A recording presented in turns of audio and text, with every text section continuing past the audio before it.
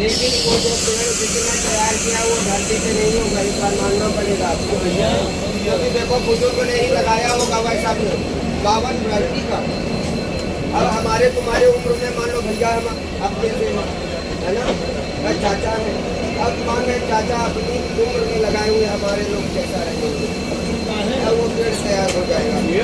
देखने कितना वो 10-12-15 पेड़ मिला दिए। हाँ कब कितना मोटा पेड़ है वो।